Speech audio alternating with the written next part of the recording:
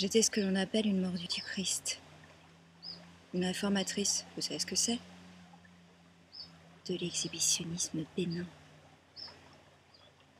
Je faisais des sermons dans la rue, des discours. J'écrivais des lettres de protestation à propos de l'hécatombe des Noirs dans la région. Je pensais que c'était mal que la pelare et la famine viennent les décimer quand la récolte du coton était perdue à cause des chenilles ou à cause des coléoptères ou parce qu'il avait trop plu pendant l'été. J'essayais de faire construire des hôpitaux gratuits. J'ai mis tout l'argent que m'avait laissé ma mère. Quand a éclaté l'affaire Maggi, c'était un noir condamné à la chaise électrique pour avoir eu des rapports immoraux avec une putain blanche. Je me suis mise à faire des histoires.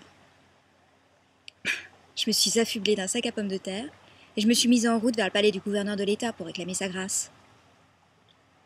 C'était l'hiver. J'ai marché pieds nus, vêtue seulement de ce sac, pour remettre ma supplique au gouverneur en personne. Alors bien sûr, c'était en grande partie de l'exhibitionnisme, mais ce n'était pas complètement de l'exhibitionnisme, il y avait autre chose. Je ne suis pas allée bien loin.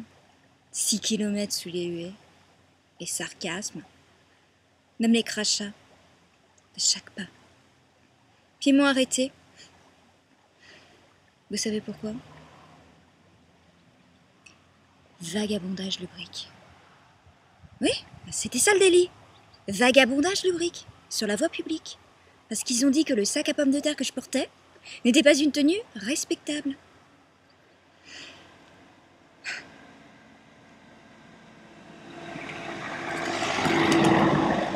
Tout ça, c'est vieux maintenant. Maintenant, je ne suis plus une réformatrice, je ne suis plus qu'une vagabonde lubrique. Je leur montre à cette bande de salauds à quel point une vagabonde lubrique peut être lubrique quand elle y met tout son cœur comme je le fais. Voilà. Je vous ai raconté mon histoire. L'histoire d'une exhibitionniste. Je veux que vous fassiez quelque chose pour moi. Vous allez m'emmener sur la colline des Cyprès, dans ma voiture, et nous écouterons parler les morts. Ils parlent là-bas.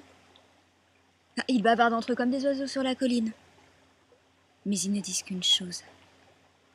Vivez, ils disent. Vivez, vivez, vivez, vivez. C'est tout ce qu'ils ont appris. C'est le seul conseil qu'ils puissent donner. Vivez, c'est tout. C'est simple.